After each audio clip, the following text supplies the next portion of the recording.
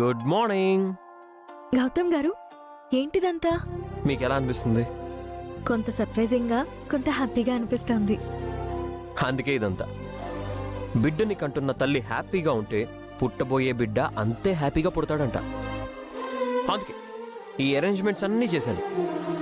మీరు నాపై చూపిస్తున్న కేరింగ్ సరిపోదా అండి? మళ్ళీ ఇవన్నీ ఎందుకు? ఎందుకంటే ఇన్నాళ్ళు మీరు ప్రెగ్నెంట్ అని దాచిపెట్టాం కాబట్టి ఓపెన్గా ఏమీ చేయలేకపోయాను. ఇప్పుడు ఆ విషయం అందరికీ తెలిసిపోయింది కాబట్టి అన్నీ ఓపెన్గా చేస్తాను. ఈ క్షణం నుంచి మీరు ఏ పని చేయకూడదు. మీకేం కావాలన్నా నాకు ఆర్డర్ వేయండి, ఓకే? మీకు ఏం తినాలనుంది, ఏం కావాలనుంది, ఏం చెయ్యాలనుంది, ఎక్కడికి వెళ్ళాలనుంది మొత్తం నాకు చెప్పండి. మీరేం అడిగినా సరే క్షణాల్లో మీ ముందు పెడతాను. ఇకపై ఈ గౌతమ్ సదా మీ సేవలో.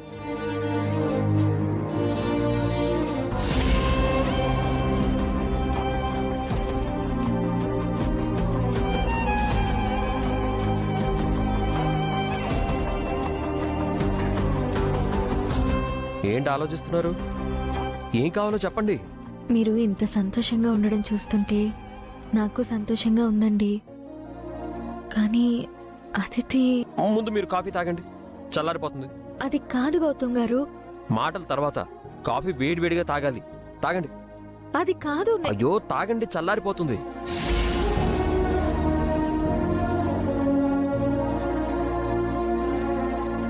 ఏమండి, మనం ఓసారి అదితి దగ్గరికి... మీకు అసలు విషయం చెప్పడమే మర్చిపోయాను. మీ ప్రెగ్నెన్సీ విషయం ఇంట్లో తెలిసిన తర్వాత ఏ గొడవలు రాకపోతే మిమ్మల్ని తీసుకుని గుడికొస్తానని మొక్కుకున్నాను. మీరు నేను గుడికెళ్ళాలి, త్వరగా రెడీ అవ్వండి. అయ్యో అది కాదు గౌతమ్ గారు. అబ్బా, మీరు ముందు రెడీ అవ్వండి. నేను చెప్తున్నాను కదా, మీరు 5 నిమిషాల్లో రెడీ అవ్వాలి. అది కాదు గౌతమ్ గారు, నేను చెప్పేది వినండి. అది ఇది ఏం లేదు, టైమే లేదు. త్వరగా రెడీ అవ్వండి, ఓకేనా? ఈ లోపు టిఫిన్ రెడీ చేస్తాను. టాబ్లెట్స్ కూడా వేసుకోవాలి. బిఫోర్ ఫుడ్, ఆఫ్టర్ ఫుడ్ చాలా ఉన్నాయి పనులు. మీరు త్వరగా రెడీ అవ్వండి. మీరు వెళ్ళండి, త్వరగా రెడీ అవ్వండి, త్వరగా రెడీ అవ్వండి, ఓకేనా? 5 minutes.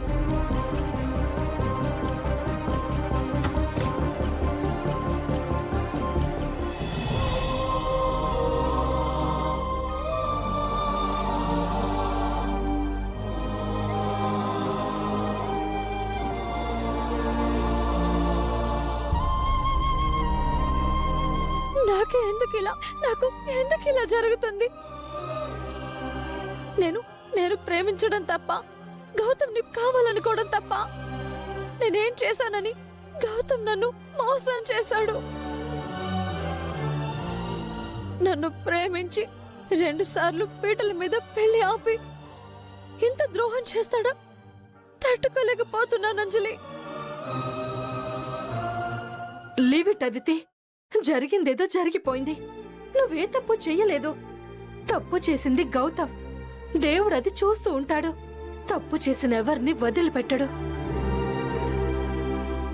బాధ పెట్టిన వారిని దేవుడు ఖచ్చితంగా శిక్షించి, బాధపడిన వారికి ఖచ్చితంగా న్యాయం చేస్తాడు. కాస్త ఓపిక పట్టంతే. డాక్టర్గా 10 మందికి ధైర్యం చెప్పాల్సిన నువ్వే ఇలా డల్ అయిపోవడం కరెక్ట్ కాదు. నీకోసం ఆంటీ అంకుల్ ఎలా ఫీల్ అవుతున్నారో చూసావా? ఆదితి, ఆదితి,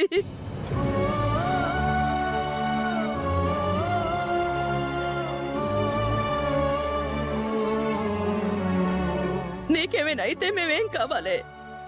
నీకు మేమంతా ఉన్నాం కదా. ఇంకెప్పుడు ఇలా చేయకమ్మా, మాకు చాలా భయం వేసింది. త్వరగా రెడీ అవ్వు అదితి, హాస్పిటల్ కి వెళ్దాం. ఇప్పుడు నేను ఎక్కడికి రాలేను అంజలి. ఇదే వద్దనేది. ఇలాంటి సిచ్యువేషన్ లో ఇంకెవరైనా కాని ఉంటే ఒక డాక్టర్ గా నువ్వేం చేస్తావు? నీ పేషెంట్స్ ని అలాగే వదిలేవు కదా. రెమెడీ చెప్తావు కదా. పద, హాస్పిటల్ కి వెళ్దాం. అది కాదు అంజలి. ఇంకేం మాట్లాడుకు. నువ్వు నాతో హాస్పిటల్ కి వస్తున్నావు అంతే. ఆంటీ, తనని తీసుకెళ్లి రెడీ చేయండి. మేము హాస్పిటల్ కి వెళ్తాం. పదమ్మా, పద. చాలా థ్యాంక్స్ అమ్మా. అయ్యో అంకుల్, ఏంటిది? అదితి నాకు బెస్ట్ ఫ్రెండ్. దానికోసం నేనేమైనా చేస్తాను. మీరు చూస్తూ ఉండండి. అతి త్వరలో అదితిని మామూలు మనిషిని చేస్తాను.